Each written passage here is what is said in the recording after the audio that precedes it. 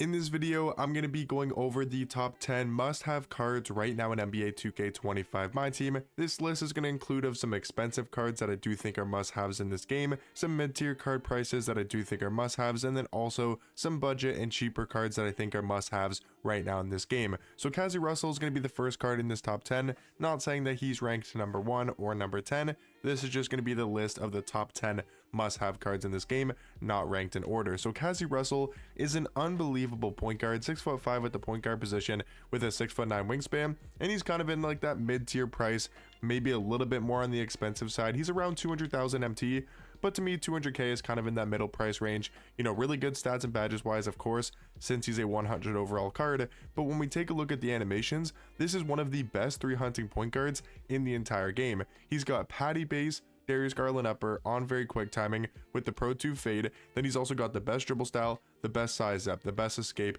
the best behind the back, and the best moving step back in this entire game. So this card's dribbling is unbelievable. His 3-hunting ability is top tier. The only flaw you could say about Kazzy Russell is his player model is a little bit on the smaller side, and he's only 6'5" at point guard. If this card was 6'7" or 6'8", we might be considering Kazzy Russell a top 3 point guard in this entire game, but since he's only 6'5" with a smaller player build, he is still really good, one of the better point guards in this game, and I do think for his price of only 200k, he's one of the best, you know, must-have cards in this game right now in my team. The next card I wanted to talk about is a card that is 5,000 MT.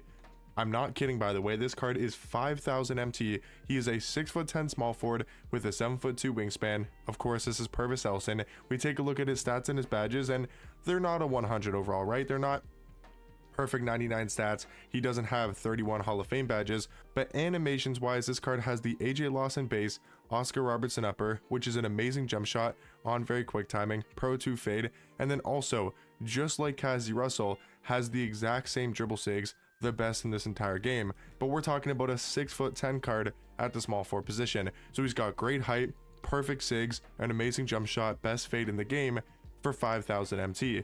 If that isn't a must-have card in this game, I don't know what is. Definitely recommend Pervis Elias if you guys need a small forward on your team. Another card I would definitely recommend from the NBA draft set is this Michael Olajuwon card. He is another budget card, 5,000 MT, 7-foot card that can play center power forward with a 7'8" wingspan, has a great player model, 92 speed, 92 agility, is good for a big man, great defensive stats and badges, and also does have one of the best big man jump shots in this game.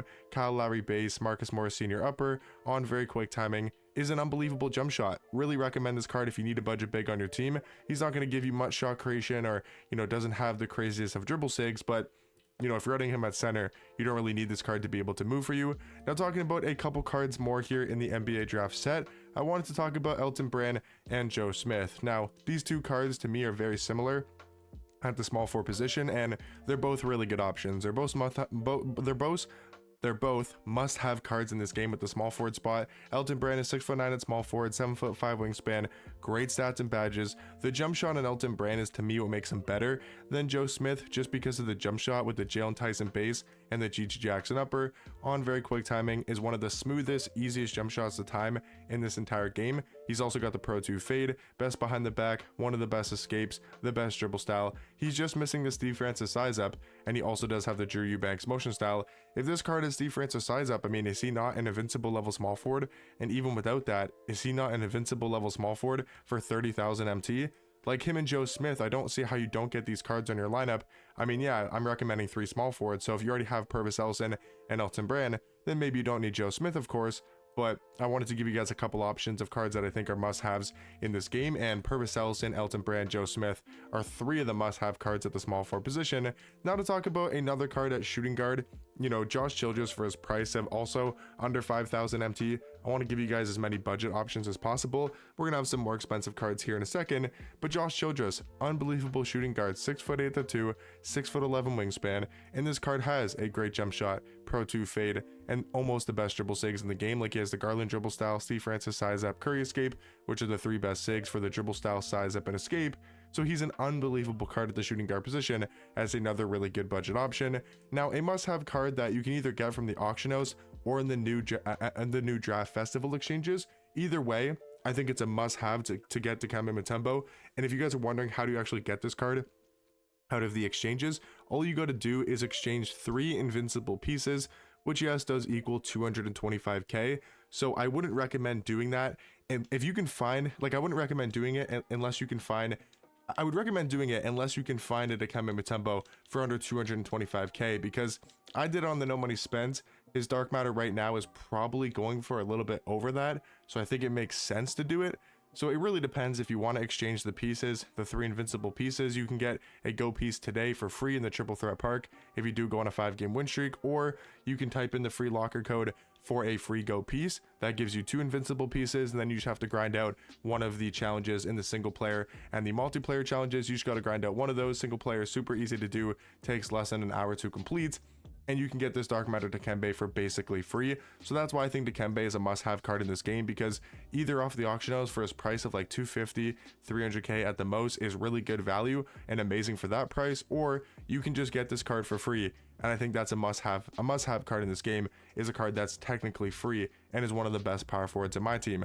Now, another really good free card that I want to talk about that I do think is a must-have card out of the new festival exchanges, and that's going to be for dark matter Kenyon Martin. I know there's a lot of small forwards in this top 10 ranking, but let's be honest, I mean, all of these cards are must-have. Like Kenyon Martin, a 6'9" small forward with a 7-foot wingspan, perfect stats defensively and badges. I mean, 97 interior, 97 perimeter, 97 steal, 97 block. His stats and badges are basically like 100 overall card. His jump shot is KPJ base with the Colin Sexton upper on very quick timing. Unbelievable jump shot with also the best fade in the game. And then again, it's just missing the Steve Francis size up, but besides that, has the best dribble sigs in this game for free in the festival exchanges for 20 dark matter pieces. That's a must-have card in my personal opinion. Myles Turner as a power forward card is really good as a 100 overall card from the NBA playoff spotlight sims. He's a free card that you also need if you want to get the free invincible that will be coming out on Tuesday. Well, Monday or Tuesday, we're not 100% sure yet. My guess would be on Tuesday. It's for a free invincible, whether it's Shea, whether it's Tyrese Halliburton. You know, you got to get this card, who's also a really good power forward. Like, that's why he's in this top 10, because he's an amazing power forward card. Some of the best dribble sigs in this game, Pro 2 fade, good jump shot.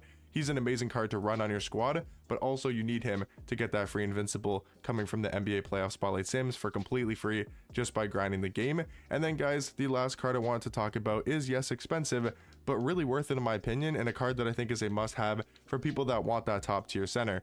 And that's going to be Dark Matter Rick Smith. His card's like 450k, maybe even a little bit cheaper. I saw him go for 320k this morning.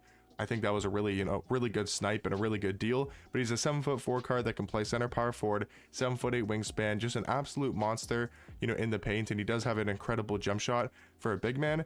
This is a top tier big man card that you can get for a realistic price. I do think Rick Smith is a must-have card in this game. But that's going to be my top 10 cards that I think are the most must-have in this game to pick up and add to your squad. Let me know some other cards you guys are picking up and you guys do think are must-haves in this game, and I'll catch you guys in the next one. Peace.